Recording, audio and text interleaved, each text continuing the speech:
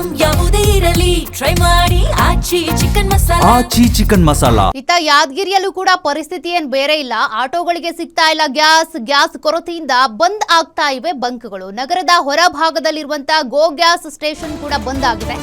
ಹೀಗಾಗಿ ಯಾದಗಿರಿಯಲ್ಲೂ ಕೂಡ ಆಟೋ ಚಾಲಕರು ಸಂಕಷ್ಟದಲ್ಲಿದ್ದಾರೆ. ಆಟೋ LPG ಪೂರೈಕೆ ಸ್ಥಗಿತ ಆಗಿದೆ. ಹೀಗಾಗಿ ಗ್ಯಾಸ್ ಸ್ಟೇಷನ್ ಕ್ಲೋಸ್ ಮಾಡಲಾಗಿದೆ.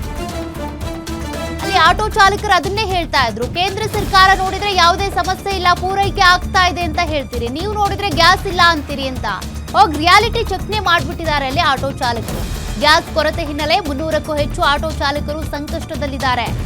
ಆಟೋ ಚಾಲಕರ ಜೀವನದ ಪ್ರಶ್ನೆ ಇದು. ಪ್ರತಿನಿತ್ಯವೂ ಕೂಡ ಆಟೋ ಚಾಲನೆ ಮಾಡಿ ಒಂದಷ್ಟು ಬಾಡಿಗೆಯನ್ನ ತೆಗೆದುಕೊಂಡು ಮನೆಗೆ ಹೋಗ್ತಿದ್ರು. ಅದೀಗ ಗ್ಯಾಸ್ ಇಲ್ಲದೆ ಪರದಾಡ್ತಾ ಇದ್ದಾರೆ. ಕ್ಯೂ ನಿಲ್ಲುವಂತ ಪರಿಸ್ಥಿತಿ.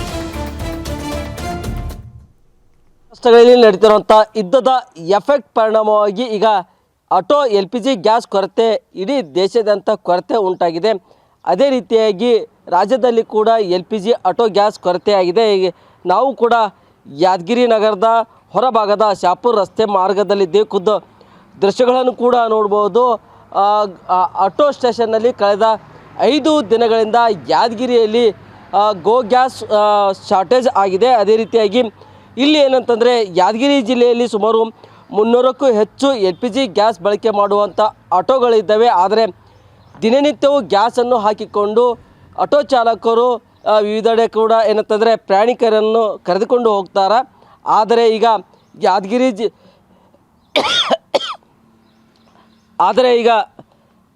ಈಗ ಯಾದಗಿರಿ ಜಿಲ್ಲೆಯಲ್ಲಿ ಗ್ಯಾಸ್ ಶಾರ್ಟೇಜ್ ಉಂಟಾಗಿದೆ. ಯಾಕಂತಂದರೆ ಈಗ ಗ್ಯಾಸ್ ಸ್ಟೇಷನಲ್ಲಿ ಕಳೆದ 5 ದಿನಗಳಿಂದ ಗ್ಯಾಸ್ ಕೊರತೆ ಉಂಟಾದ ಪರಿಣಾಮವಾಗಿ ಈಗ ಇಂದು 5ನೇ ದಿನ ಕೂಡ ಆಟೋಗಳು ಕೂಡ ಇಲ್ಲಿ ಆಟೋ ಸ್ಟೇಷನ್ ಬಂದಾದ ಪರಿಣಾಮವಾಗಿ ಈಗ ಯಾವುದೇ ಆಟೋ ಚಾಲಕರು ಇಲ್ಲಿ ಆಟೋಗಳನ್ನು ತೆಗೆದುಕೊಂಡು ಬರ್ತಾಯಿಲ್ಲ. ಯಾಕಂತಂದರೆ ಕಳೆದ 5 ದಿನಗಳಿಂದ ಈಗ ಗ್ಯಾಸ್ ಕೊರತೆ ಉಂಟಾಗಿದೆ. ಈಗ ಮಧ್ಯಪ್ರಾಚ್ಯ ರಾಷ್ಟ್ರಗಳಲ್ಲಿ ನಡೀತಿರುವಂಥ ಯುದ್ಧದ ಪರಿಣಾಮವಾಗಿ ಈಗ ಗ್ಯಾಸ್ ಸ್ಟೇಷನ್ಗೆ ಗ್ಯಾಸ್ ಕೂಡ ಪೂರೈಕೆ ಆಗಿಲ್ಲ. ಪರಿಣಾಮವಾಗಿ ಈಗ ಆಟೋ ಚಾಲಕರು ಸಾಕಷ್ಟು ಸಂಕಷ್ಟ ಕೂಡ ಎದುರಿಸ್ತಾ ಇದ್ದಾರೆ. ಅದೇ ರೀತಿಯಾಗಿ ದೃಶ್ಯಗಳನ್ನು ಕೂಡ ನೋಡ್ಬೋದು.